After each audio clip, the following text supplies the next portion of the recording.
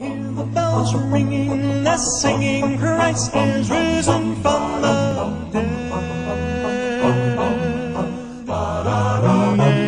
Angel upon the tombstone said he's risen. Yung author na po ning binasa tamong talata ay Peter na nung kayong resurrection na ning Ginoo kaya po sulatin ning sinabi na ganing verse 3 at totoo yan po ganing hope at ayang mo hope nung living hope o buhay na pag-asa. At balo tama nung bakit asulat na ining 1 Peter lalong-lalo na ining verse 3 magpunyagiya po gani magpuriya at pasalamatan daing Diyos ang po yung ginutang sa Kristo uling yung ginusinubli ang mebye aling dahil ang Panginoon sa Kristo ay muling nabuhay mula sa mga patay. Pag binasa ho ninyo ang John chapter 21 nung ang Panginoon ay hindi pa muling nabuhay, lahat ng kanyang alagad naging despondent, naging despair, naging talunan, malungkot ang kanilang buhay dahil yung kanilang Panginoon ay namatay at ipinako sa krus. Dahil sa kanilang pagiging desperado, nakita ko nyo kahit si Pedro ay muling pumalik sa pangingisda. Pumalik sa dating buhay at 10 mga alagad ng Panginoon. Siyempre, kahit tayo, akita natin ang ating inaasahan at pinuno ay mamamatay, lalo na sa krus, kakalat talaga tayo. Nawawalan tayo ng hope at victory at tagumpay. Subalit, nung ang Panginoon ay muling nabuhay at kasama si Pedro, katapos ng mga babae, binalita kay Pedro at pumunta si Pedro sa libingan at wala doon ang Panginoon. Doon nagsimulang mabuhay si Pedro at kinausap siya ng Panginoon. Bakit naisulat niya ang talatang ito? Dahil sa muling pagkabuhay ng Panginoon. Mula noon, ito yung nota, ito yung pulso ng iglesia. Ang purihin ng Diyos. Katulad ng ginagawa natin kanina. Dahil sa nangyaring ito na ginawa ng Diyos, binigyan niya ng pag-asa at tagumpay ang tao sa pamamagitan ng Panginoong Jesucristo. Ito yung resurrection. Alam po ninyo, dito ho naiiba ang Christianity sa lahat ng reliyon. Sinabi, nung alayang resurrection kay Christianity, alayang kabalugan ng kiratang faith. Alayang kwento. Kahit anong sabihin natin kung ang Panginoong Yesus ay hindi muling nabuhay, alayang kwentang banggitan ng Christianity. Kasi ito yung distinguishing mark. Ito yung naiibang marka ng Kristyanismong tunay. Lahat ay pare-pareho, pero pagdating dito sa muling pagkabuhay ng Panginoon, dito naiiba yung ating faith. At walang Kristyanismo kung walang resurrection. Ito yung central, ito yung vital, ito yung foundation. Burigo pong pagbulayan tayo ni kahit po ang Panginoon nung siya namatay, kasi nung siya namatay, talagang sinigaw na niya doon yung tagumpay. Doon nagsimula sa kanyang death. Kaya nga, pag binasa niyo ang Matthew, nabuksan yung libingan, pero hindi pa lumalabas yung mga patay.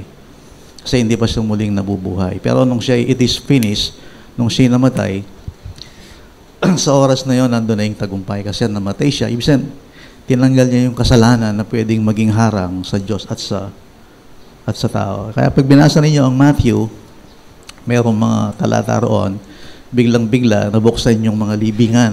At pagkatapos ng muling nabuhay, lumabas yung mga patay. Actually, hindi pa talaga resurrection yon. Subalit, ipinakita lamang ng Bible kung ano itong ginawang tagumpay ng Panginoong Jesucristo. Apart from resurrection, there can be no Christianity. Alang Kristyanismo. Ito yung central, ito yung vital, ito yung controlling principle, ito yung foundation.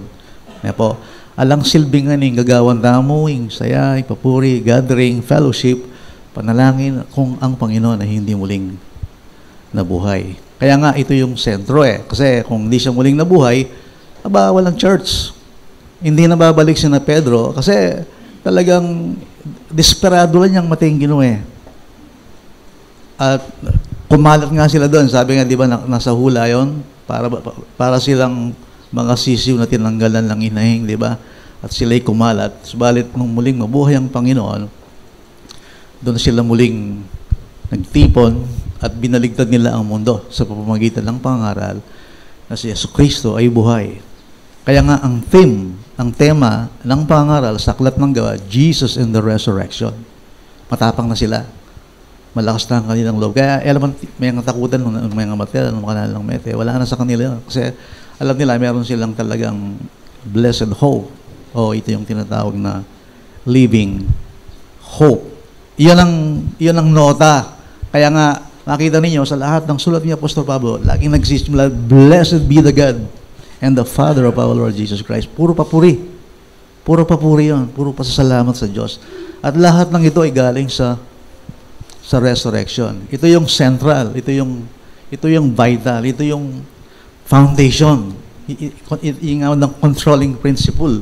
Na dito lahat galing ang inuugot ang kanilang buhay, ang iglesia. Kaya nga, nung mangyari yun, makita ko ninyo, kumalat ang iglesia sa Aklat ng Gawa at ito yung pinakasentro ng kanilang pangaral na si Jesucristo ay muling nabuhay mula sa mga patay. Siya'y umakyat sa langit at siya'y umupo sa kanang kamay ng Ama. Binanggit dito na ating binasa is buhay na pag-asa. Sa salitang English ito, sa ibang translation, a lively hope. Pero mas maganda yung translation ngayon ng ESV. A living hope. Living hope ang binanggit doon ng ESV. At dito sa Tagalog, ang buhay na pag-asa. Yan ang sabi ng verse 3. Dahil sa kanyang kahabagan sa atin, isinilang tayo sa isang buhay na pag-asa. Living. Buhay na pag-asa. Kasi bakit niya ginamit dito yung salitang living hope. Buhay na pag-asa. Kasi po, yung ginuna ng Jesucristo, po malabo. Mete. Kasi buhay, yung contrast na nita mete. Pag sinabing patay, hindi gumagalaw yan. Hindi mo ba? At ginamit dito yung living. Ibig sabihin mo nito, lahat ng may kaugnayan sa Panginoong Jesucristo ay tiyak. Guaranteed. Certain. Living. At powerful. Ang ibig sabihin mo nito, itong buhay na pag-aasang ito, hindi ho ito anino, hindi ho ito vague, hindi ho ito general, kundi ito is something substantial. Ito isang tunay, isang malinaw. Ang ibig sabihin nito, ang pananampalataya ko natin, hindi ho suntok sa hangin. Hindi ho ito kwentong kutsero. Sabi nga ni Amy, kung naalala ko, may sinabi sa kanila, maalala ko, ang muling pagkabuhay ng Panginoon ay isang buhay na pangyayari. Historical po ito Okay, hindi ko kinukwento sa inyo Santa Claus o yung Valentine's Day o Halloween. Hindi ko ganun ang kwento rito. Ang kwento ito, historical fact po ito. Ibig sabihin ito, totoong nangyari. Totoong may Kristo. Totoong merong dumating. Totoo yung kanyang katawan. Totoo yung nanaog dito sa lupa. Totoo yung lugar. Totoo yung libingan. Totoo yung nilabasan niya. Ibig sabihin ito, hindi ito parang suntok lang sa hangin na parang haka-haka o nanguhula tayo. Kundi, kaya nga, living hope Ibig sabihin ito, totoo ito. Ito isang buhay na pag-asa na ang Panginoong Jesucristo ay tunay na dumating. Kaya nga, gospel, historical ko yan Meron talagang namatay, meron talagang nailibing, at meron talagang muling nabuhay. Kaya nga, siyempre, nung yung kasalpantayanan mo, kasigurado mo, talagang mayakit laging kaya kang lakad Wala mo toto'y Kristo, puro mga patay. Kung totoo ang Panginoon, dapat yun talagang magmanifest ito sa buhay natin. Talagang ang mga awitin natin totoo, ang buhay natin totoo, ang joy natin totoo, ang pag-ibig natin totoo. Bagamat sa kabila ng ating mga kahinaan, pwede tayong mag-rejoice. Kasi totoo palang muling nabuhay ang Panginoon. Totoo ba na merong nabuhay mula sa mga patay? Ito yung sinasalungat dito ni Apostol Pedro na ang pananampalatayang Kristyanismo, yung totoong Kristyanismo, hindi ito kung saan-saan lamang galing o kinwento ito ng sino man. Kasi nung yung reliyon mo malabuyak ko, may aintin dyan, tatama yung sa buhay mo Hindi ho ba? Pero kung meron tayong assurance at meron tayong katiyakan na alam natin ang Panginoon ay dumating at siya muling nabuhay. So itong ating pananampalataya ay totoong buhay at totoong may pag-asa. Hindi ho ba karamihan sa reliyon ay malabo? Hindi ho ba? Kasi may mga dagdag at may mga bawas. Hindi ho ba? Kaya minsan, kinakapa mo, hindi mo alam kung ano yung naririnig mo, hindi mo masyadong maintindihan. Importante sa ating pananampalataya ay maintindihan natin ito. Hindi ito ahaka lamang itong nakasulat dito, kundi itong pag-asang ito, totoong pag-asa ito, totoong buhay na pag-asa, malinaw ito. Sure ito. May security, guaranteed. Yan ang ibig sabihin ng living hope. Now, sino yung muling nabuhay? Ang sabi rito, dahil sa pamamagitan ng muling pagkabuhay ng Panginoong Jesucristo. Ang sino yung muling nabuhay? Ayun dito. Ang Panginoong Jesucristo. Ano ibig sabihin nun? Si Jesucristo, nung siya muling nabuhay, hindi ho spirit yun. Talaga hong literal yun. Nakuha ba ninyo yun? Ibig sabihin nun, yung nagkatawang taong Panginoon na dumating dito sa lupa, yung lumaking katawan, yung katawang yun, yung pumasok sa libingan, yun ang muling lumabas sa libingan. Literal ho ito, historical fact po ito. At lilinaw kayo po din, kasi po importante ito. O yapin po yung gospel. Yan. Yung gospel po, totoong nangyari. Mga katotohanan itong nangyari. Siya namatay, siya inilibing, at siya muling nabuhay. Literal ho yun. Ibig sabihin nun, yung katawang binitin sa krus at binaba nung pagkatapos niyang mamatay at inilibing, yun din ang katawang muling binuhay ng Diyos at lumabas sa libingan. Yan ang resurrection ni Jesus Christ. Kaya nga meron pa yung tela, nandun yung tela May significance yun Ang bumuhay kay Kristo, ang Diyos. At siya lumabas sa libingan. Tatanda ko, nung iginulong ko yung bato, hindi dahil si Jesus ay pwedeng lumabas o gustong lumabas. Ginulong lang ho yung bato, hindi dahil kay Jesus, dahil para makita ng kanyang mga alagad. Kasi nung sina-resurrect, pwede siyang tumagos kahit saan Hindi na siya katawang lupang katulad natin, may flesh and blood Kasi glorified body siya, hindi siya subjected dito sa tinatawag nating mundo o grabidad. Pwede siyang kumain, pwede siyang hindi. Meron siyang glorified body, meron siyang tinatawag niluwalhating katawan, yung bagong katawan, ibinigay sa kanya ng Diyos.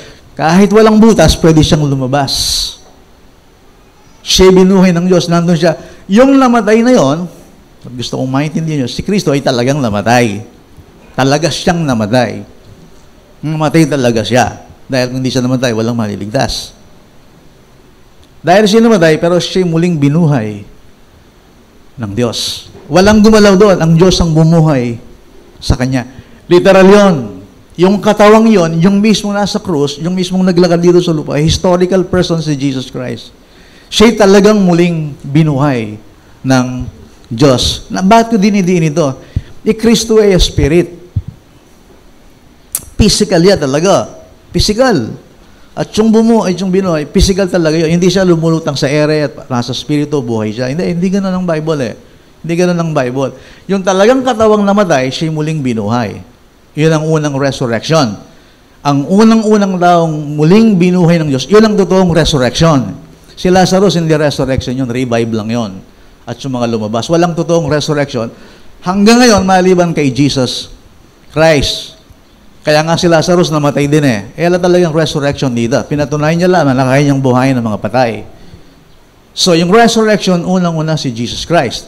So, imagine niyo po ngayon itang talagang physical, happening sinubling may bida at linwalaging libingan. Yes. Literally ito. Sakit ang isipan, pero dahil ang Bible, revelation, at salita ito ng Diyos, so higit ito sa ating mga kaisipan. Diba, sa Semanang Santang ito, napakahalaga kahit tayo namamasyal, yung tumabi tayo at magbulay-bulay tayo at pakaisipin ng mga bagay na ginawa ng Diyos at ang mga bagay na inihanda ng Diyos sa ating lahat. Hindi ho ba? At itong bagay na ito, itong resurrection na ito yung pinaka-climax sa lahat ng naging trabaho ng Panginoong Jesucristo nung siya'y muling nabuhay mula sa mga patay. Tingnan natin muli yung verse 3. Purihin ang Diyos at Ama ng ating Panginoong Jesucristo. Dahil sa kanyang malaking kahabagan, ay muli tayong isinilang sa isang buhay na pag-asa sa pamamagitan ng muling pagkabuhay ng Panginoong Jesucristo mula sa mga patay. So, ano yung ating hope? Bakit tayo mayroong Easter Sunday na ganito, tinatawag nating sunrise service at ginugunita natin ang resurrection ng Panginoon? Kasi nga ito yung ating hope. Ito yung ating pag-asa. Mahirap dito sa mundo, di ba? Alam ko, lahat tayo ay lumalakad sa kapangitan, sa kasamaan, sa kaitiman ng mundong ito na kahit na Kristiyano tayo, talagang nararanasan natin, no? Kung ano ang mabuhay sa mundong ito. Subalit, kahit na nabubuhay tayo ng ganito, puro kahirapan sa mundong ito, meron tayong liwanag at meron tayong pag-asa. At hindi lang ito pag-asang kinakapa. Hindi ito inaasam, kundi pag-asa itong buhay, isang tunay, malinaw, nangyari. At Diyos ang nangako. Ngayon, importante sa atin na makita natin bilang Kristiyano kung ano ang resurrection, maintindihan natin. Bayo ko po maging Kristiyano, kayang reliyon me, daramdaman ko na po yung Jesus Christ. Kayang Pasko, Song Maleldo, narinig ko na lahat ito, resurrection, bago ko makilala ang Panginoon. Pero wala akong pananaw sa makabibliyang pananaw kung ano ibig sabihin ng resurrection ni Jesus Christ. Basta ako'y may faith, yun lang nakagisnan ko Pati yung mga prayer, hiram yun, no? Yung mga, yun lang ang tingin ko. Basta siya'y muling nabuhay. So, magano lang. Siya'y nilibing, siya'y ipinanganak, si Maria, ganon-ganon lang. Pero yung makabibliyang pananaw, wala ho ko doon. At bilang nagdiriwang ngayon ng muling pagkabuhay ng Panginoon, importante sa ating mga Kristiyano na maiba ang ating pananaw sa resurrection ni Jesus Christ. Dahil hindi ibig sabihin, naniniwala ka sa resurrection, mariresurrect ka rin darating araw at makakasama mo siya. Hindi ba yun? Hindi ba yun? Sa Bible, iba ang world, iba ang church. Iba yun. Iba ang world, iba ang church. At ang ginagawa ng Panginoon ngayon, hinuhugot niya ang maraming tao dadalhin sa church. At bilang church, through church, nakita natin ang tamang pananaw na sinasabi ng Bible, bakit muling nabuhay ang Panginoong Jesucristo. Kasi po yung Bible, is itong ating understanding at naiintindihan mo ang ginawa ng Diyos, lalo may ngasamba. At titibay ang iyong pananampalataya at makikita natin nang nangyari sa Panginoong Jesucristo ay totoong kasaysayan sa buong sangkatauhan na dapat pag-ukulan talaga ng pansin. Ngayon, ito yun. Bakit muling nabuhay ang Panginoon? Bago naging tao ang Panginoon, saan siya? Gusto ko maintindihan nyo, si Jesucristo ay tao. 100%. A complete man. Perfect yun. Si Kristo tao yun. Ne? Alang argumento ka rin Ne? Tao yun, kasi may katawang Jesus Christ. Kung sino siya at ano ang kanyang ginawa at ano ang kanyang naging misyon. Now, ang Bible ang nagsasalita, bago naging tao si Jesus, kasama na siya ng Diyos. Hindi ba? In the beginning was the Word, and the Word was with God, and the Word was God. No? Bago ang naging tao si Kristo, ayon sa nakasulat, siya'y kasama ng Diyos. At pag pinagsama mo yon, nasabi ng Bible, and the Word was, in salita, Diyos siya. Bago naging tao si Kristo, ano siya? He is God. Alam ng apostol yan. Now, hindi lang dyan. Okay. Pagdating ng verse 14, ang nakasulat doon, and the Word was made flesh.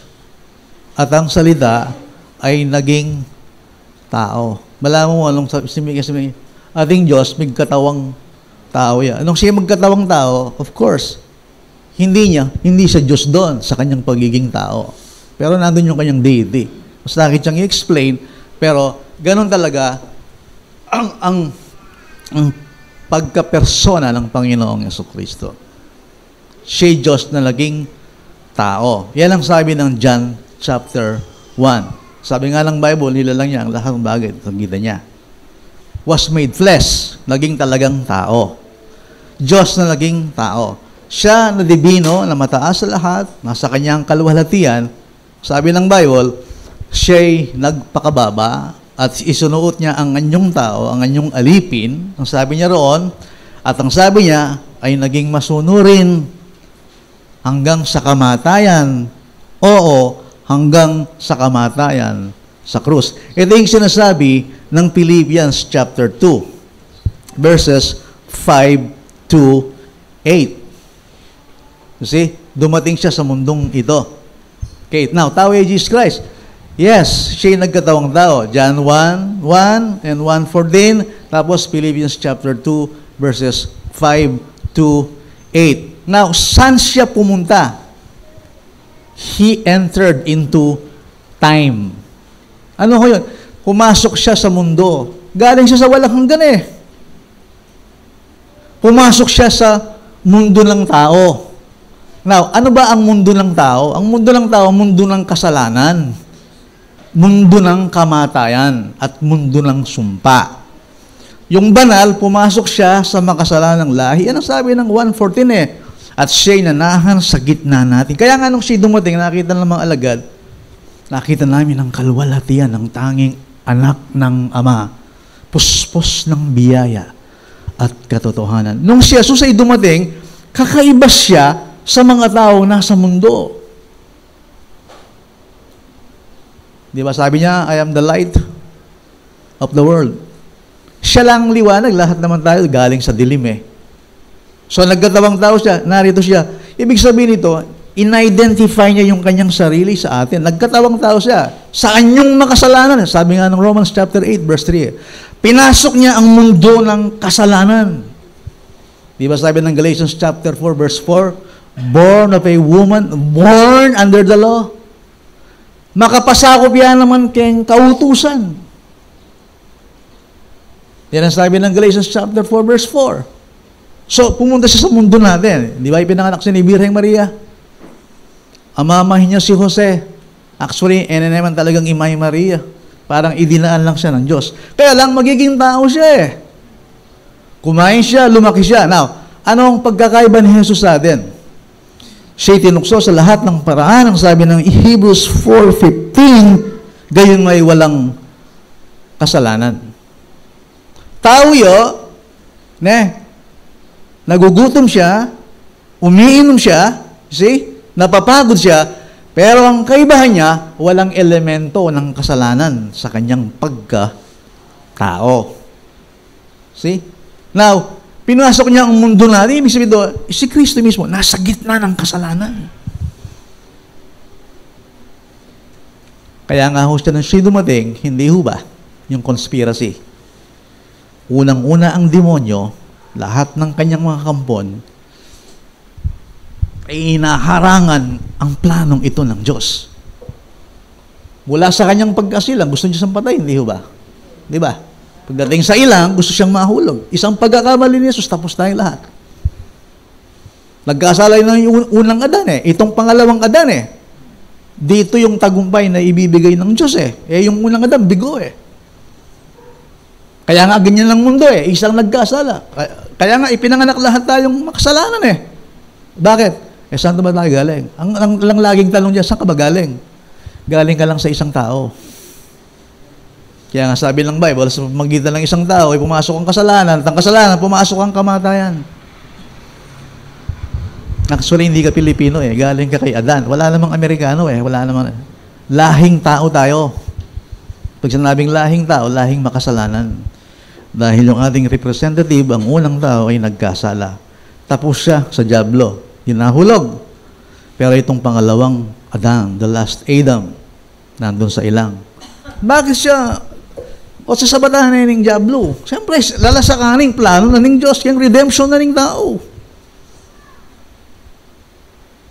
May demonyo ba? Yes. Ngayon, may mga evil people ba? Kaya mga tao, kita yung mga skriba, mga punong pare, matatanda, nagkaisa, may conspiracy. Lahat ng ginawa kay Jesus sa krus, illegal yun eh. Dilalari kang Pilato, pepalaya na yung Pilato, wala akong makikita kasalanan, crucify, mara. Dilalari kang Herodes. Ano ba yun? Maagang mga gayon, bawal yun, nung unang panahon. Linitis dahil ang kasalanan, alay mga kasalanan.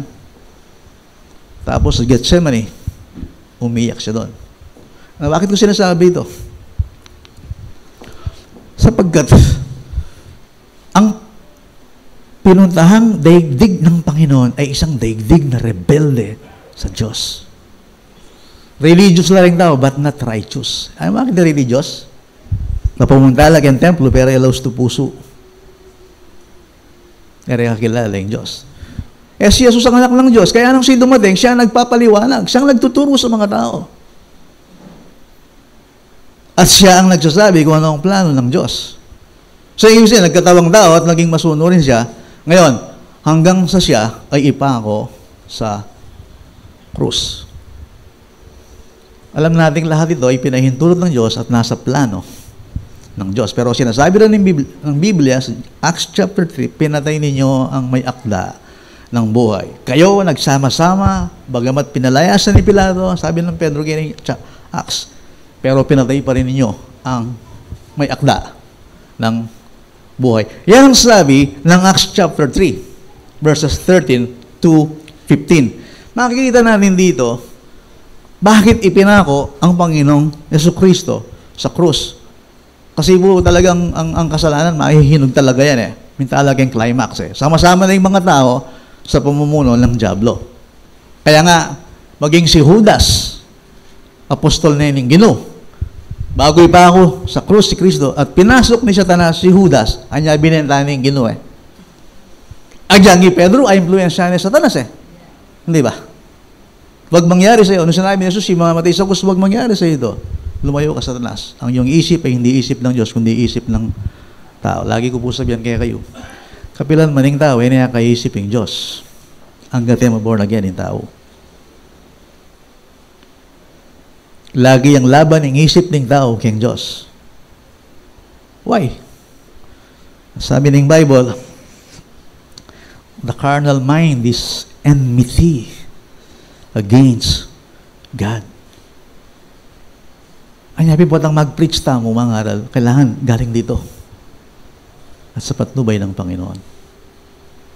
Dahil ang isip natin, hindi isip ng Diyos. My thoughts are not your thoughts and my ways are not your ways. Kailangan magpasakop tamo king Diyos. Yan kayang salita. At yun ang nangyari. At ipinako sa krus si Kristo. Ngayon, anong ginawa niya sa krus? Na bakit ko iniisa-isa ito? Para maintindihan ninyo ang resurrection. Anong ginawa niya sa krus? Ito yung ating, kapag tinignan mo resurrection, ito yung ating kwento, ito yung ating pananaw bilang Kristiyano. Na maiba sa pananaw ng iba. Sapagkat ito yung ating buhay, ito yung sinasabi ni Pedro,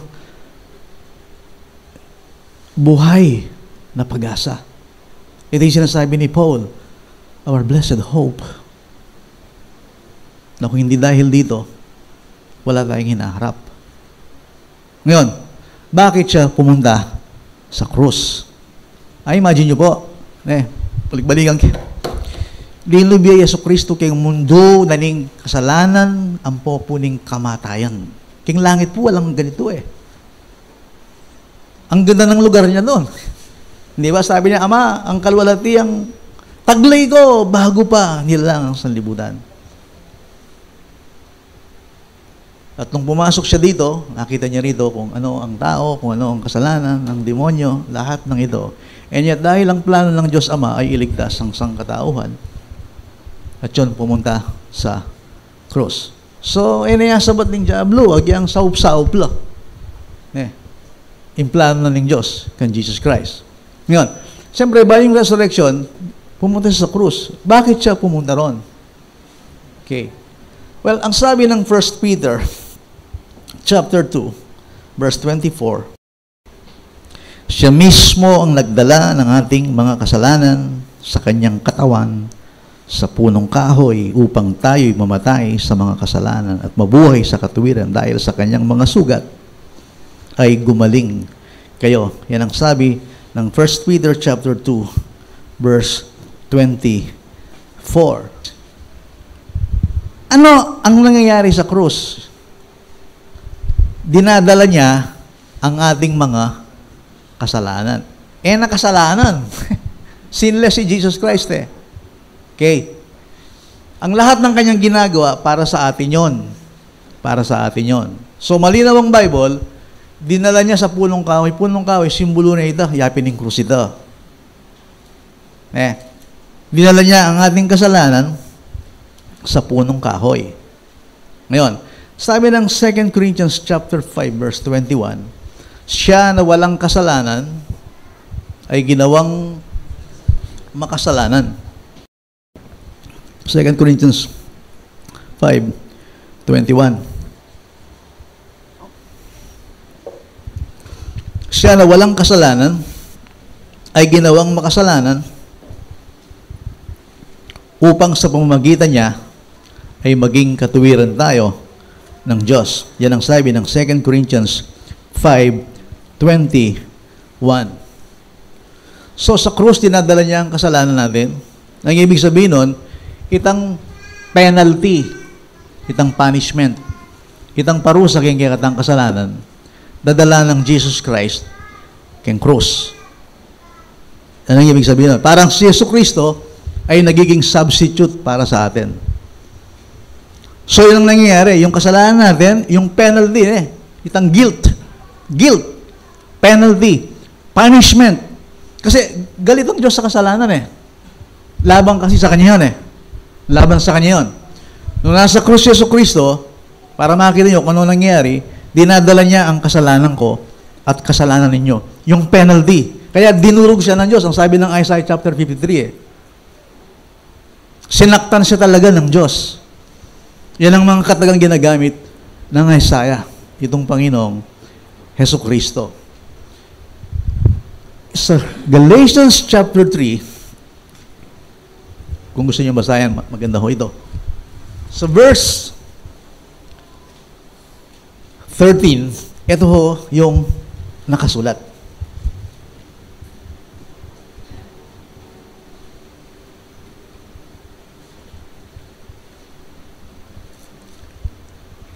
Tinubos tayo ni Kristo mula sa sumpa ng kautusan nang siya'y naging sumpa para sa atin sapagkat nasusulat, sumpain ang bawat binibitay sa punong kahoy. Tinubos tayo ni Kristo mula sa sumpa ng kautusan. Okay? Bakit nandun siya sa krus? Dahil tinubos tayo ni Kristo dun sa sumpang nasa atin. Ano ba yung sumpa sa atin? Ano ba yung sumpa sa atin? Yung penalty ng kasalanan. Now, ano ba yung problema natin sa Diyos? Hindi natin sinunod yung kanyang utos. The sin of disobedience, ang tawag ron, yung kanyang law. Ngayon si Kristo, nung siya dumating dito sa lupa, yung hindi natin sinunod, siya yung nagdala sa krus. Kasi yung problema na ng Diyos ang panging tao, yung kanyang law, yung kanyang perfect law, nasa ilalim. Kaya nga ang tao, hindi niya maiiwasan ng Diyos kahit anong gawin niya. Kahit na umalis ka, hindi ka makinig, kahit saan ka pumunta, may aiwasan ng Diyos. We are all under God. Reyna ka man, hari ka man, prinsi ka man, layman ka man, servant ka man, alila ka, nino ka man, celebrity ka man, sino ka man sa mundong ito, lahat tayo ay nasa ilalim ng Diyos. Itong kanyang perfect law. Ngayon, ito yung naniningil. Ito yung naniningil. Pati ang nakataning law, ning law. Ang Israel, nasa kanila ang law, pero hindi nila nasusunod. Dahil makasalanan ng tao, the more na mayroong batas, lalo siyang nalalantad sa kanyang kasalanan. Ang Diyos talagang hindi niya papayagang hindi masunod ang batas. Dahil kung hindi, mananagot ang tao. Nasa ilalim ng sumpa ang tao. Dahil yung batas ng Diyos, hindi niya sinusunod. Anong ginawa ng Diyos para tayo tubusin?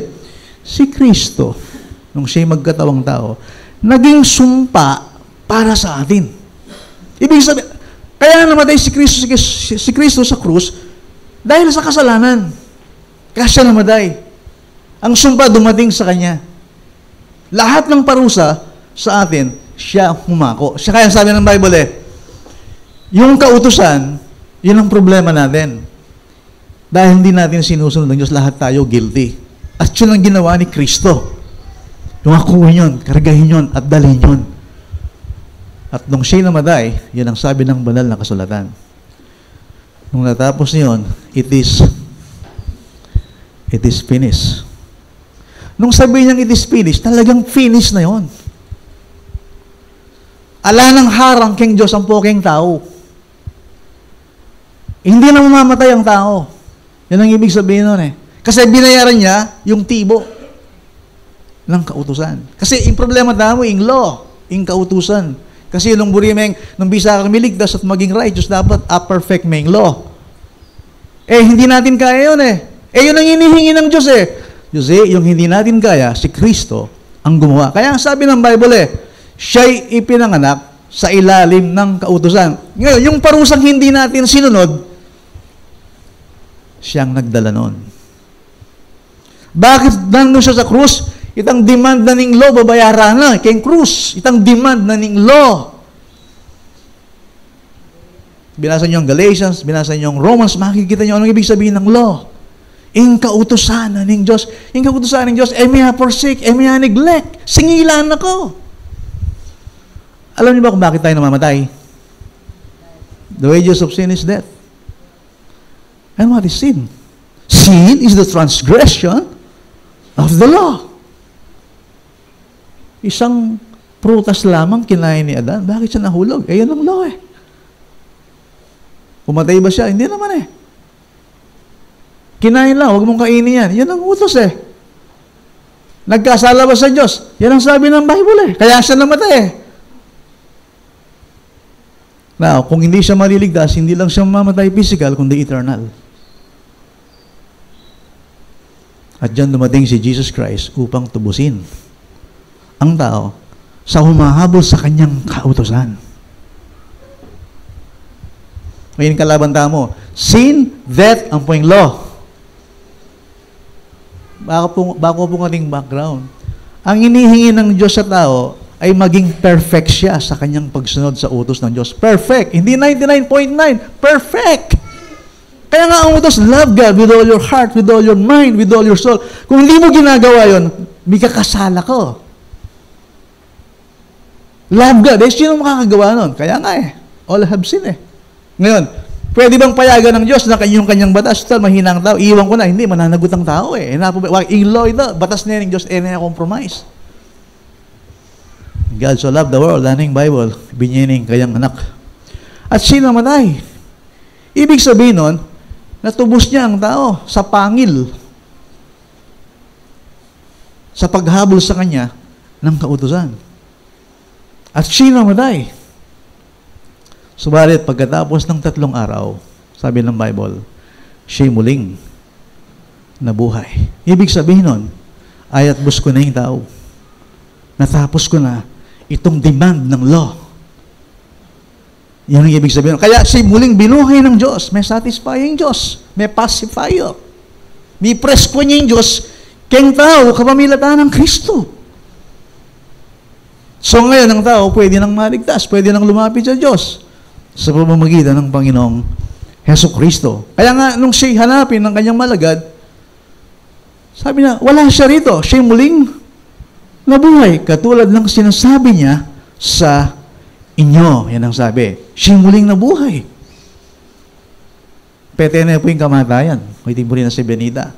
Lahat ng ito, ing kamatayan, ing kasalanan, pigtagumpayan, ing law, pigtagumpayan, ing law. Muli nating balikan yung talata, ano yung significance dito sa atin ngayon? Purihin ang Ama, ang Diyos at Ama ng Panginoong Jesucristo dahil sa malaking kahabagan niya sa atin, ay muli tayong isinilang sa isang buhay na pag-asa sa pamamagitan ng muling pagkabuhay ng Panginoong Jesucristo mula sa mga patay. Basahin natin ngayon Romans chapter 6. Sabi ng 9 and verse 10, nakita ko ninyo, sabi ng Romans chapter 6, nalalaman nating si Kristo na nabuhay mula sa mga patay ay hindi na mamamatay. Ay hindi na mamamatay. Ang kamatayan ay wala nang paghahari sa Kanya. Sabagat ang kamatayan na ikinamatay niya ay Kanyang ikinamatay sa kasalanan ng minsanan, once. Ngunit ang buhay na Kanyang ikinabubuhay, yun ang Kanyang resurrection life, ay Kanyang ikinabubuhay sa Diyos. Nagkaroon ho ba ng kapangyarihan kay Kristo ang kamatayan? Yes. Nagkaroon ba? Yes. Nilamon niya eh. Na, bakit siya namatay? Dahil nga sa ating mga kasalanan. Ipinakikita ko sa inyo ngayon ito yung victory ni Jesus Christ na minsang nangyari. Sigurado kong abayad ng Kristing kasalanan ko? Yes. Pagkatapos siyang mamatay, siya muling nabuhay. Hindi na ba ako kinakabahan sa law? Hindi na. Yung punishment, yung penalty, hindi na. Yung harapan ng Diyos, hindi na rin. Why? Sabagat minsan siyang namatay, at hindi na siya death, no more, forever. Ala ng kamatayan. Na niya atala ni Kristo ng kamatayan. Na niya patay. Na niya kulong. Na niya sakmal. Ala na yung kapangyarihan ng death kayo. Sabagat siya muling binuhay ng Diyos. Nasatisfy ang Diyos eh.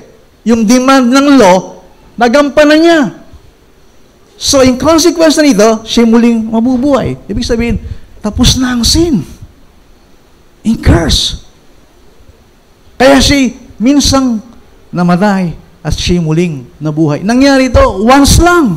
Once and for all. Settled ba yan? Nandyan ba yan? Yes. I imagine nyo po, Kristo yan eh, mate. Darating din sa atin yan. Sin, death, in law. Lahat ng ito ay tinapos ng Panginoon. Now, si Kristo yan, ha? Si Kristo yan. Yan ang kanyang ginawa. At gusto ko makita natin ito. Si Kristo yan. Yan ang kanyang ginawa sa tao. Pero ay nabulis yan, automatic at tsukeka yan.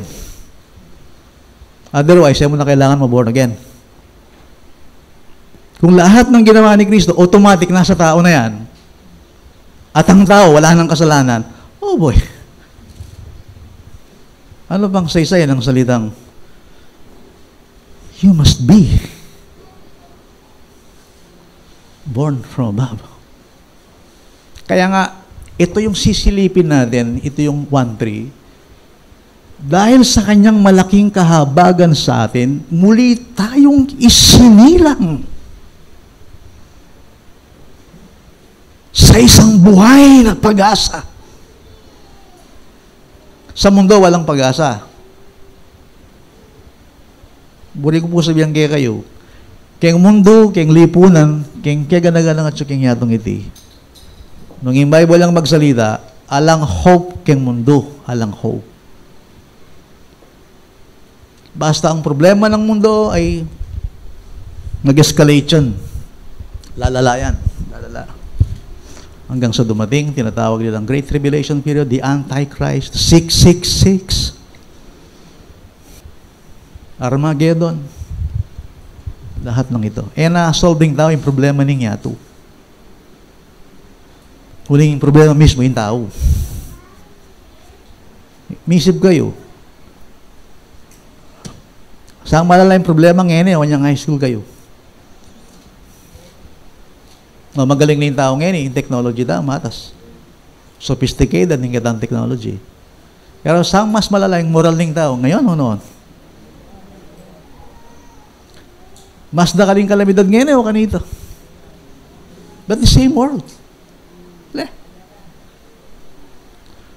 50 years from now, nandito pa tayo, siguro wala na. Imagine niya yung world.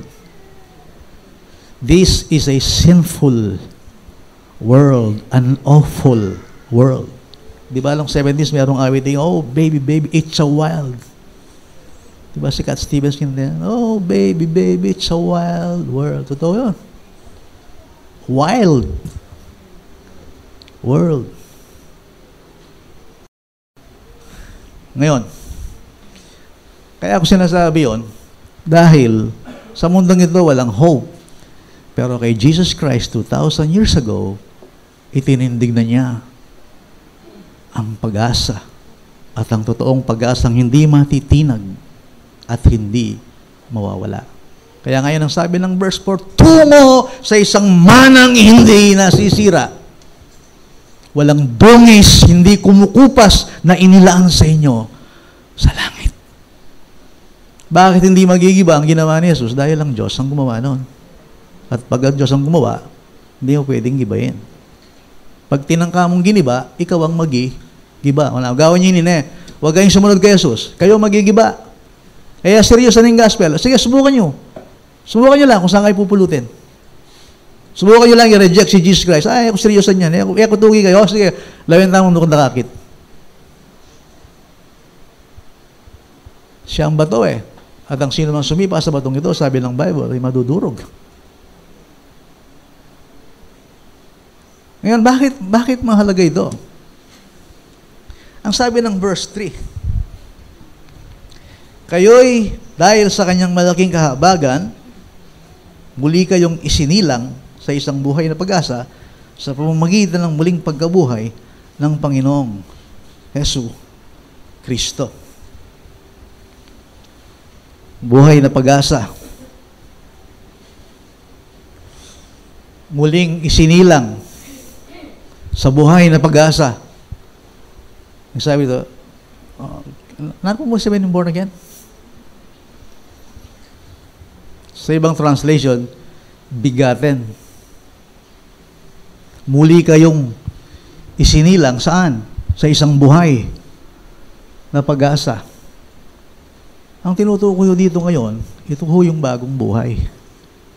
Ito yung relasyon natin sa Diyos. Muli kayong ipinanganak, muli kayong isinilang. Muli kayong binuhay. Yan ang ibig sabihin nun. Naalala nyo yung mga salitang conversion, regeneration. Muli kayong isinilang, muli kayong binuhay. Pag binasa nyo ang Ephesians chapter 2, binuhay tayong maguli kay Kristo. Pag binasa nyo ang James, pag binasa nyo ang Peter, ipinanganak kayong muli, hindi sa salitang kumukupas, kundi sa mga salitang binhi na hindi nasisira. Yung salitang born again, importante yan pong kaintindihan tao. Hindi lang si Kristo namatay, muling nabuhay. Kailangan yung nangyari, yung dumating sa'yo. Ako man, nangyayari kakilalang gino, paano walang kay resurrection? Paano walang kay cross? Siya namatay. Pero ang problema ko, wala ako dito. Kasi, ay, hindi niya po yun nung po may panganak pa si bahin tao, kining resurrection, alaya pong living hope. Alaya pong pag-asa. Imbis sabihin po kayo spiritual. Ano ba ginawa ng Diyos sa atin? Believer, bilang believer. Dahil sa kanyang malaking kahabagan sa atin, sabi ng Bible ng 11, He has caused us to be born again into a living hope. Sinong gumawa nun? Ang Diyos. Sino ba nagsisilang sa tao sa spiritual? Ang Diyos. Kailangan mangyari ba? Yes.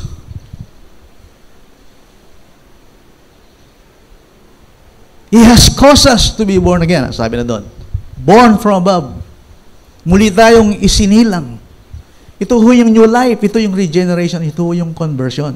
Ngayon, sa totoo, ano yung ibig sabihin talaga nito sa buhay ko?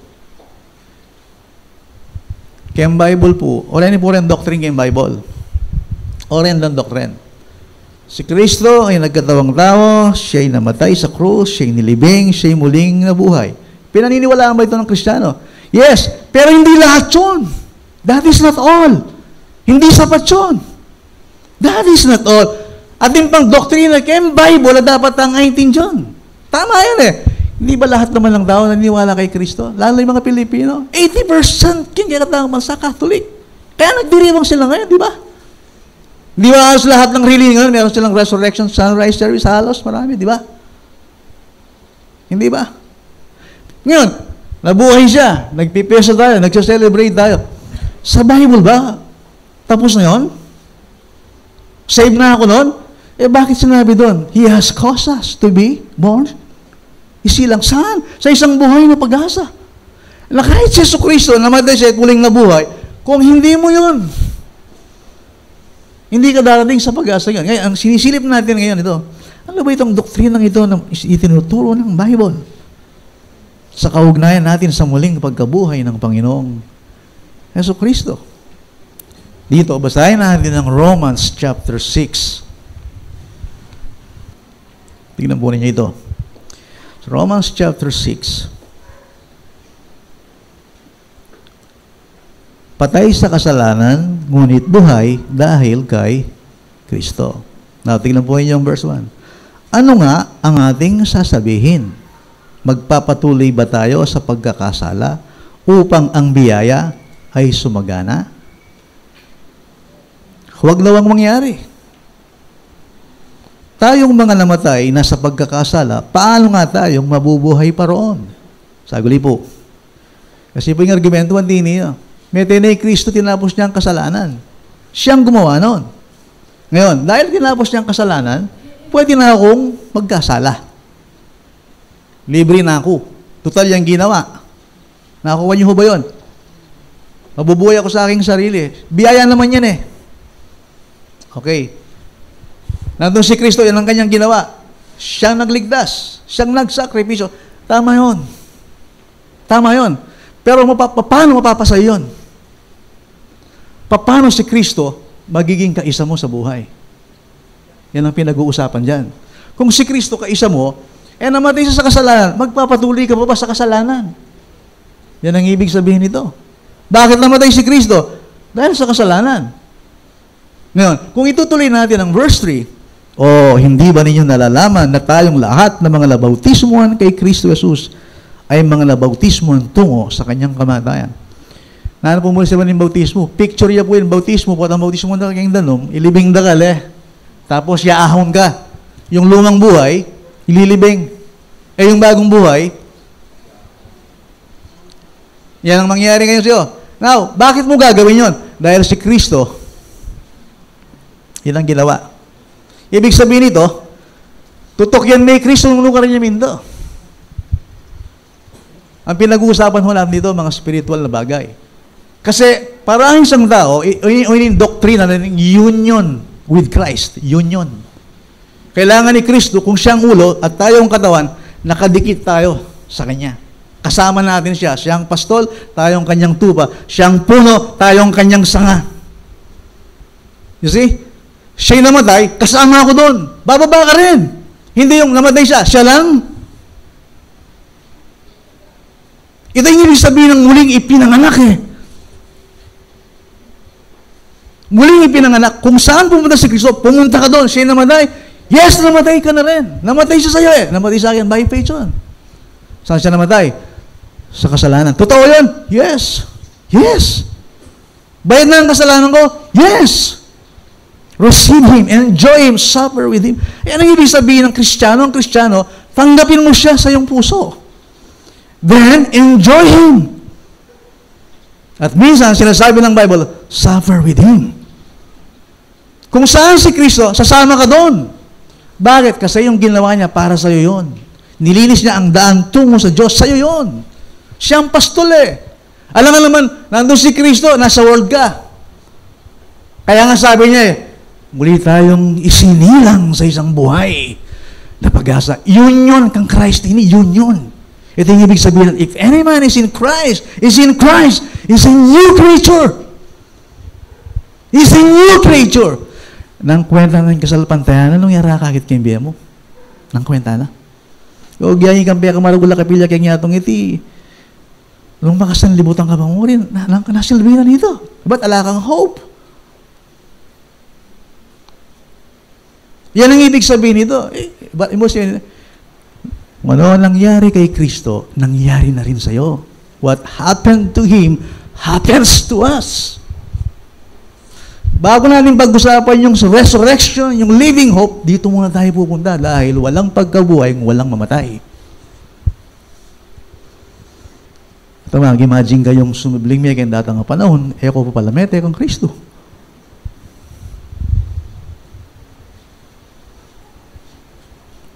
So, akakit yung ngayon ang paniwala ng ginawa ni Jesus sa Kristiyanong doktrina, kailangan natin maintindihan itong tinatawag na union with Christ. Ito yung tinatawag na faith ng Bible. Faith in Jesus. Ganun kasimple. Faith in Jesus. Ngayon, kaya tayo'y inilibing na kasama niya. Nino po yung tayo? Sa pamamagitan ng bautismo tungo sa kamatayan, kung paanong si Kristo muling nabuhay mula sa mga patay sa pamamagitan ng kalwalhatian ng Ama, gayon din naman tayo ay makakalakad sa panibagong buhay. Ngayon mo rin sabihin new life. Itang old life na, itang old life. Itang Adamic life. Tambat kang Adan. Old self. Saan napunta yun? Dinala ni Kristo yun sa libingan. Meteo. Dila na yan, oh. Ngayon, kung susunod ako kay Kristo, titingin lang ako dyan. Nandun ako. Balo yung po, ing victory keng sinaliwa po itang ing disiplinan mo yung sarili mo at labanan mo yung kasalanan. Actually, ing sin para overcome mo, look the cross. O yan yung meditate mo. Huling kaya katamo, pwede. Pag sumunod ka sa Panginoon, sa Kanya katitingin, hindi mo pwedeng iwalang yung mata, lulubog ka sa tubig, katulad ni Pedro. Mo pangarain takal kabalo keng Bible, wala ta kang Kristiyano. Bisan ka mo, lako mo rin mata mo kang Christ, lumbog ka.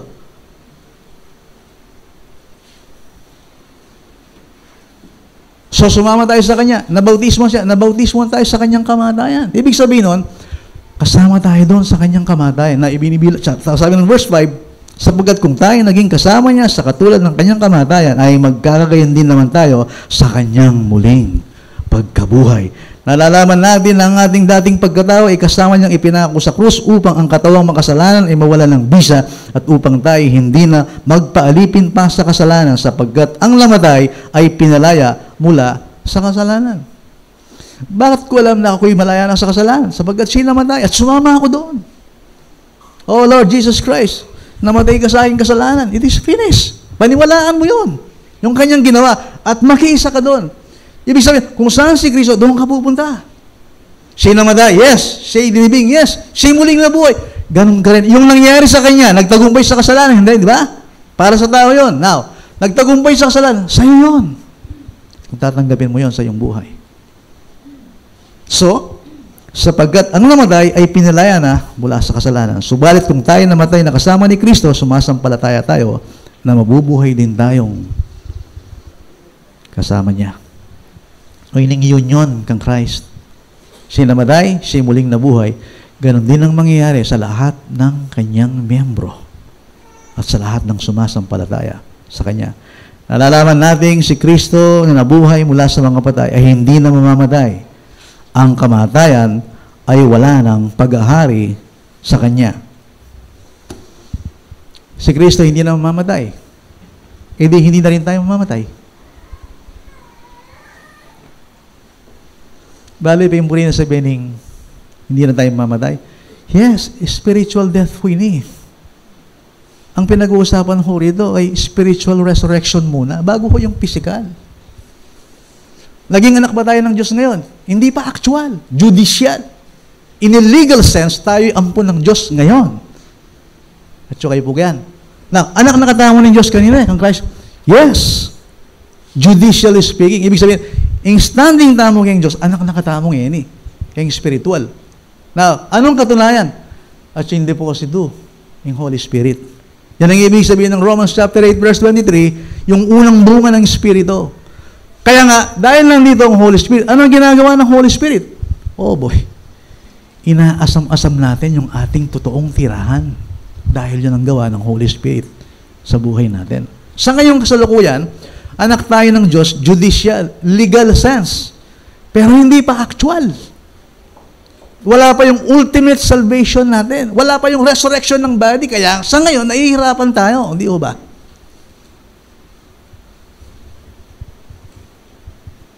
Ibig sabihin ng born again, isinilang ka ng Diyos. Diyos ang gumawa nun. At nangyari yun dahil kay Kristo. So yun ang significance nun. Kung ano nangyari kay Kristo, nangyari sa atin, yun ang ating hope. Ang kasalanan ba tapos na? Ang law ba tapos na? Tapos ng lahat ito. At siya muling nabuhay. Kaya nga, sabi ng verse 11, doon niya yung verse 11,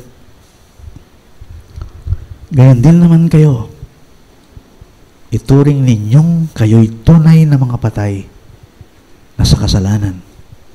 Ngunit, nabubuhay sa Diyos kay Kristo Jesus. Yan ang sabi sa atin ng Bible. Ngayon ba, meron na tayong resurrection life? Yes! Nasa atin na yan, spiritually speaking. Buhay na tayo sa Diyos. Patay na ba tayo? Yes, patay na tayo. Saan tayo patay? Dead to sin, dead to the world, dead to self, dead to the law. Ano ba, ati kanini, at yung sanlibutan? Sa posisyon ko ba, Kristo, patay na ako sa sanlibutan? Yes, anyapin, ako na yung kaning sanlibutan eh. Kailangan mo yung i-practice, ituring mo yung sarili na kanya, o yung union, o yung mo sabihin ni born again. Yung salitang born again, lagi ang ating kaugnayan kang Kristo. New life, new creation in Jesus Christ. Paano mo sasabihin kaisa mo si Kristo, kung si Kristo hindi nakikita sa atin? Paano yun? Patay na ba tayo? Physical. Saan tayo patay? Dead to sin. Kung patay ka sa kasalanan, natural, hindi mo ihandog ang iyong sarili sa kasalanan, kundi ihandog mo sa Diyos. Kaya nga sabi niya, dead to sin, but alive unto God. Buhay ka ngayon sa Diyos, sa tingin ng Diyos. Lahat ng ito ay legal. Kaya ako po ito sinasabi sa inyo. Ito yung significance ng kanyang resurrection. Ito yung sinasabing buhay na pag-asa ng banal na kasulatan. So makita nyo ngayon, itong sinasabi ng Bible, sa ngayon, hindi pa natin nakikita. Nakbalong kini kaya sabi ni balong kini. Halimbawa, din kayong kakilala abroad. Balita niya yung tao. Biglang-bigla, may teya. Kaya kamag-anak kayo, kapatid di. Anong mararamdaman ninyo? Para mong nararamdaman yung nangyari. Apektado ka. Kasi dugo mo yun eh. Pero kung ibang tao ang makaranas nun, nasa dyaryo o headline, ganun ka lang. Kaya masyadong affected din kaya kang pangatao. Why? Ala na ka mang kaugnayan ka rin eh. Nakuha niyo ho yun. Now, nung si Kristo namatay, apektado ka ba? Nagpapasalamat ka ba doon? At nung siya'y muling binuhay, natutuwa ka ba doon?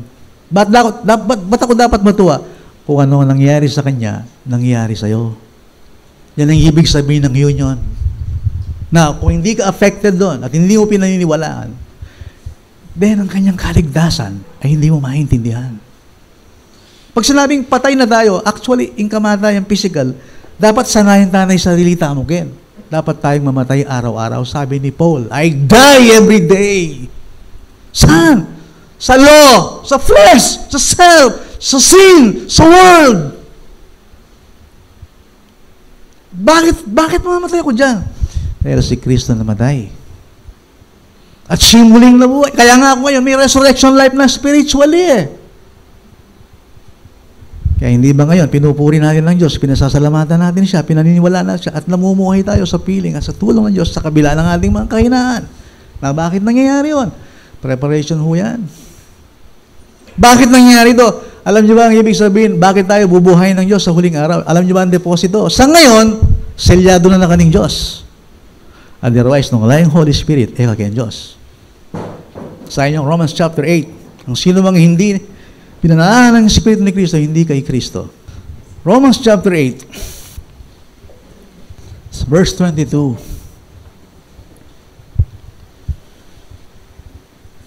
Sabagat nalalaman natin na ang buong sanglilikha, 8:22 ng Roma, ay sama-samang dumaraing at nag-iihirap sa pagdaramdam hanggang ngayon. Ito yung sanglilikha. At hindi lamang sanglilikha, kundi pati naman tayo, ganyan po ini, na mayroong mga unang bunga ng Espiritu. Tingnan tatak. At in deposito na born again ka. Yung bulis sabihin niyan. Na tayo na may dumaraing din sa ating mga sarili. Now, nangyari ba sa inyo ito? Tinin mo rin sabihin niyan. Lord, kapilang kadatang. Ngunit na lang ang akin.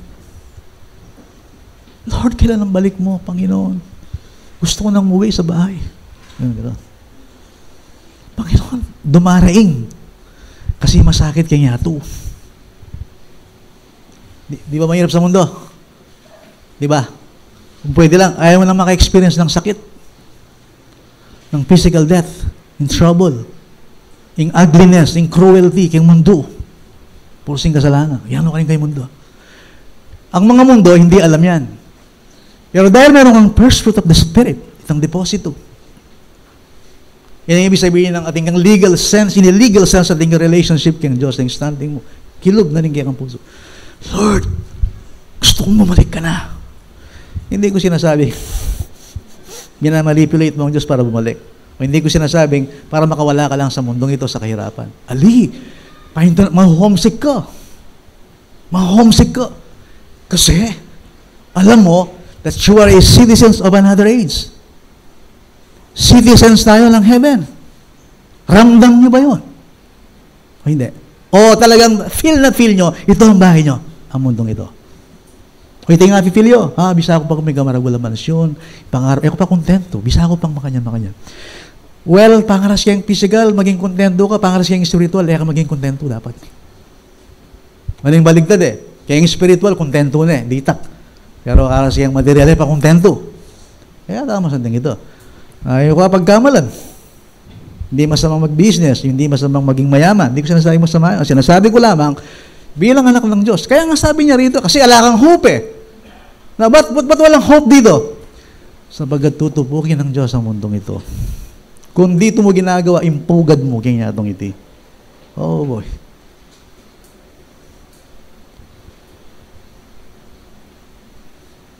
Nasa resurrect si Jesus Christ. Nasa kanan ng Ama. Anong gagawin niya? Babalik muli. Inahantay mo ba yun? Inahantay mo ba yun? First fruit. Ano ba ginagawa ng Holy Spirit? Dumadaing. Gusto ko lumaya. Ay, may sabihin lumaya doon, Panginoon ang tunay kong tirahan. Sa piling mo, sa kandungan mo, Panginoon. Ewan, ipotang magkanta, oh, Lord Jesus, I want to know you more. To know you, to see you more, to know you more. I want to see you. I want to know you more. Tama kanyan. Kasi ngayon yung kasalukuyan, at syuta mo kayong yatok. Ang mundong ito, nandito tayo sa kahirapan. Nagkakasakit tayo, namang problema tayo, nagdadalamhati tayo sa kapangitan, sa kasamaan ng daigdig. Kasi syuta mo kayong kasalanan ating temptation kayo Hindi mo ba? Tapos nakikihalubilo ka sa mga tao. Then tao, prosen lang yung Diyos wapansin. Kung gusto mong maligaw sa Diyos, pumunta ka sa tao, maliligaw sa Diyos. Kanya like Jesus Christ, magulo ka Ela mag-concentrate din daw kay Diyos Kaya nga, ang solusyon lang si Jesus Christ Kaya nga sa ating kalagitnaan, wala si Jesus Christ, tapos tayong lahat. Why? Distracting tao kay Yato. Hindi ko sinasabi masama mag-ambisyon. Sinasabi ko lamang, ang hope ninyo nasa mundong ito, sabi ng Bible, without Christ, without hope in this world. without God in this world. Kung wala si Kristo, walang hope. Kasi siya ang hope ng tao. So yung first fruits, dumaring. Oh, bakit? Kaya nga, makikita mo yung iba, nananabik ako. Bakit na nararamdaman yon? Dahil yung Holy Spirit na sumasa kanya, gusto niyang mabihisan ng makalangit na tirahan. O, totoo naman ini. Yang Kristiyano ka na yung minsan, Lord, makasawa ka nga. Totoo naman ito eh.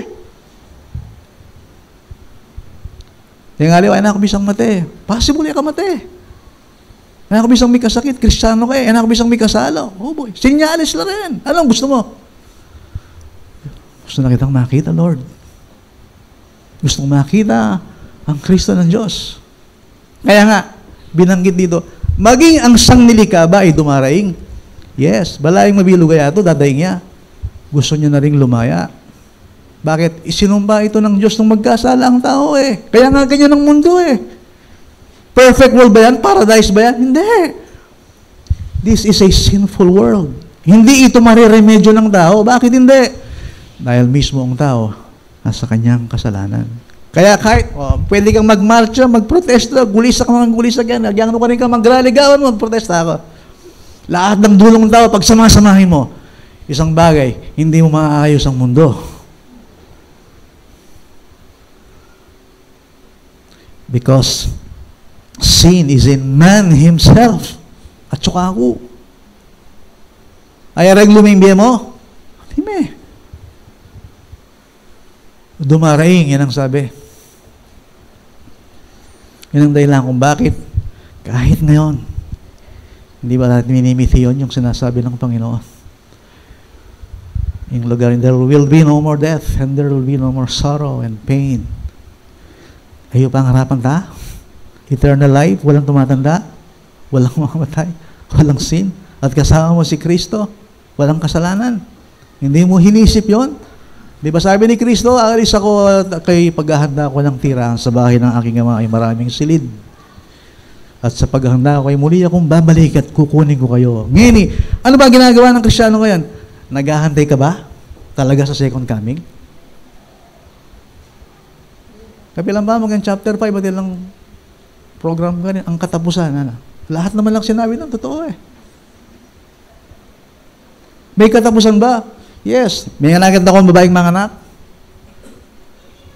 Ano ba nararamdaman ng anak? Di ba patong-patonging pain, hanggang sa lumabas. Ganyan ang daigdig. Pain. Mag-escalate yan. Patong-patong yan hanggang sa lumabas. Sabi ng Bible, at ang pagpapakita ni Jesucristo. Sabi nga ng Bible, ilagak ninyo ang inyong pag-asa, ituunin ninyo ang inyong sarili. Ilagak ninyo ang inyong pag-asa sa isang biyayang darating sa inyo. Manengali, lining kaya kayong heart. Dumadaing ba tayo? Meron bang groaning sa loob? Meron bang groaning? Ano ba yan? Holy Spirit ito. Holy Spirit ito. Holy Spirit ito.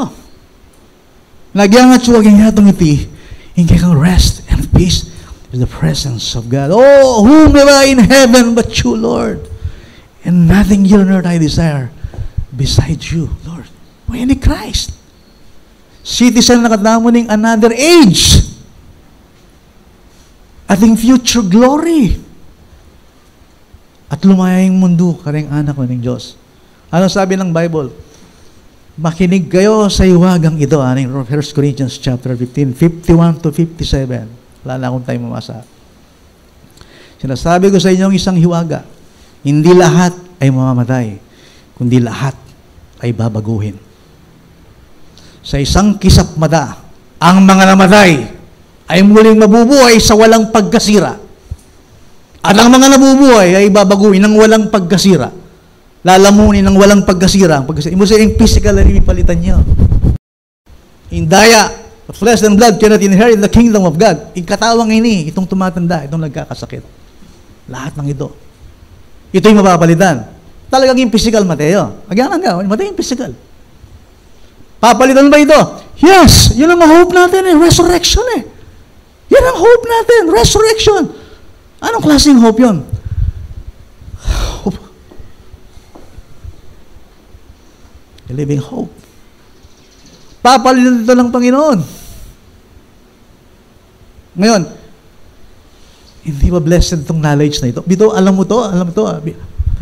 Palitan niya ng ginigat. Kaya pinanangan Pablo, do ang katawan kong ito ay nasisira. Ano sabi niya? Ang aking panloob na pagkatao ay lumalakas. Sa huling talata na babasahin ko sa inyo sa Philippians chapter 3. 20 and 21 in chapter 3.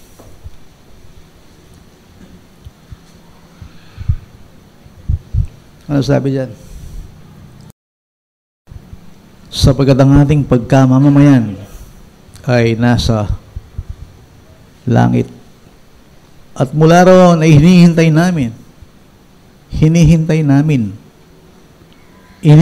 naman natin ang tagapagligtas, ang Panginoong Jesucristo, na siyang magbabago ng ating hamak na katawan upang maging katulad ng katawan ng kanyang kaluwalhatian, ayon sa kapangyarihan na kumikilos sa kanya upang mapailalim sa kanyang sarili ang lahat ng mga bagay. Darating ba ito?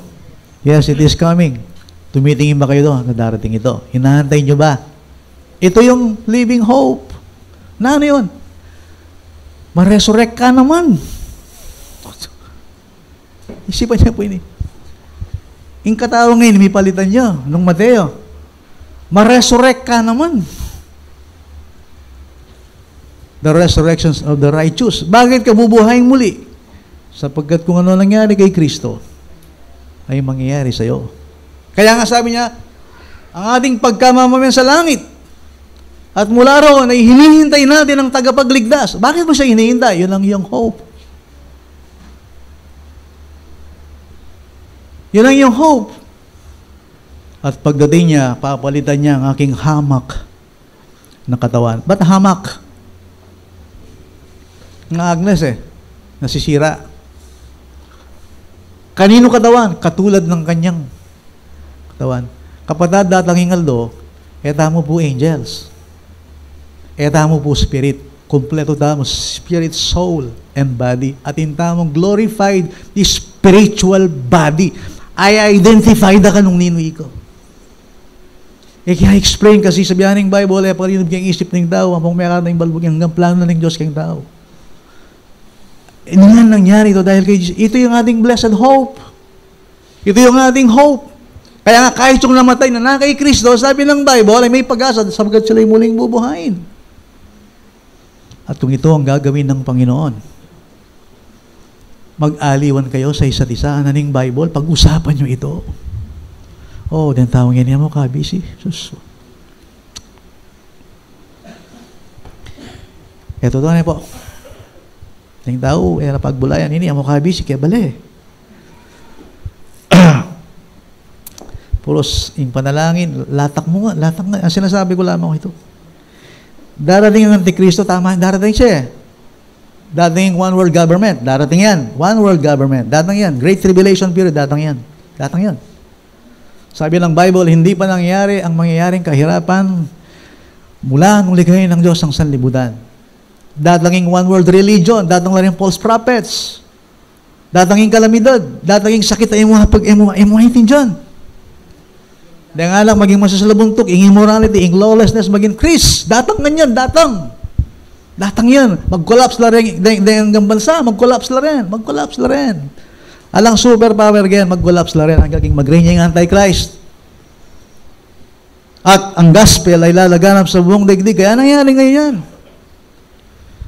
Pero kahit dumating yan, higit sa lahat, darating muli si Kristo. He is coming. Tumitingin ka ba dito? Dahil kung hindi, wala kang hope. Halimbawa, dumating siya ngayon. Ano ang mangyari sa mga namatay kay Kristo? Sabi ng Bible, sila ay muling bubuhayin. In the twinkling of an eye. Tayo ngayon, biglang-bigla tayo babaguhin. Mystery, sabi ng Bible. Isang hiwaga. Siyempre, kaya sanlibutan, area 18 yan, area pansinan yan. Bakit dali? Holy Spirit. Yan ang first fruits. So ngayon, salamat sa Diyos. Dahil binigyan tayo ng guarantee and security. Si Kristo ay muling nabuhay at hindi na siya mamamatay. Ano na yung dominion in death kayo. Narito ako, sabi niya, ako ang susi ng impyerno at kamatayan. Ako'y namatay, subalit ngayon ay nabubuhay at mabubuhay magpakilanman. And because I live, dahil sa ako'y buhay, mabubuhay din kayo. Yan ang ating hope. He is risen. An empty tomb. Wala siya doon. Siya muling nabuhay. At kung ano nangyari sa Kanya, ay nangyari na rin sa atin. My friend, receive Him. Enjoy Him. Rest in Him. Trust Him. Suffer with Him. Sasabihan ko po kayo. Siya ang ulo. At tayo ang Kanyang membro. Blessed be the God and the Father of our Lord and Savior Jesus Christ. Na dahil sa Kanyang malaking kahabagan sa atin ay muli tayong isinilang sa isang buhay na pag-asa sa pamamagitan ng muling pagkabuhay ni Jesucristo mula sa mga patay. Di ko alam kung ano mangyari sa susunod na mundo, pero ano man ang mangyari sa mundong ito, meron tayong living hope. Manalangin po tayo. Inaamin po namin, Panginoon, ang mga kapahayagang itong galing sa iyong salita ay napakalalim. Subalit dahil hindi mo kami iniwang nag-iisa sa mundong ito, kundi binigay mo sa amin ang kaloob ng Espiritu upang maunawaan namin ang plano mo. Na ito na nga ay nangyari kay Kristo nung pagtagumpayan niya ang kamatayan at kasalanan, maging ang hinihingi ng kautusan. Umakyat sa langit at umupo sa iyong kanang kamay. Amang Diyos, sana po kaming dito na sa lupa ay aming sampalatayanan ang Ebanghelyo at makiisa kay Kristo at mamuhay kay Kristo at maniwala kay Kristo na tinapos niya ang lahat para sa tao. Marami pong salamat, Panginoon, dahil sa kabila ng aming kawalang pag-asa at pagiging makasalanan, ay binuksan mo sa amin ang mabuting balita ng kaligtasan. At inalisan mo ng bisa ang kamatayan, maging ang kasalanan nung ikaw ay namatay. Dalangin po namin, sana po, kami ngayon ay patuloy na lumakad sa inyong layunin. Salamat sa kaalamang ito, Panginoon. Sana'y lumago kami sa pagkakilala sa inyo. At habang kami nabubuhay sa mundong ito'y maituon ang aming paningin sa mapalad na pag-asa na siyang darating, yung actual, ultimate salvation, ang muling pagkabuhay ng mga patay at ang pagbabago ng mga buhay. Tulungan mo kaming tumingin doon, Panginoon. Ilagak ang aming pag-asa sa kapahayagan ni Kristo. At pansamantala, habang kami nabubuhay sa mundong ito, patibayin mo ang aming pananampalataya na tumingin kami kung ano ang ginawa ni Kristo at kung ano nangyari sa Kanya ay nangyari na rin sa amin. Angkinin po namin ito. Ma-enjoy namin ang Kanyang ginawa at makapamuhay kami na kahit kami nasa sanlibutan, sariwain mo sa puso namin, kami mamamayan ng langit. Kami tinawag ng Diyos kay Kristo Jesus. At hindi lamang binigyan ng kapatawaran, kundi binigyan kami ng buhay na walang hanggan. Salamat, Panginoon, sa karapatan na pwede kaming magdiwang sa muling pagkabuhay ni Kristo. Dahil lahat ng ito ay nangyari. Marami pong salamat, Panginoon. Katulad ni Pedro, kami rin ay narito upang makiisa sa pagpupuri sa inyo, aming Amang Diyos, at kay Kristo. Dahil sa inyong malaking kahabagan, muli mo kaming isinilang sa pamamagitan ng Kanyang pagbubuhay na muli. Maraming salamat sa bagong buhay, sa katotohanan ng iyong ginawa. Ito po ang aming dalangin sa pangalan ng Ama, ng Anak, at ng Espiritu Santo. Hear the bells ringing a singing, Christ is risen from the dead. The angel upon the tombstone said, He's risen, just as he said.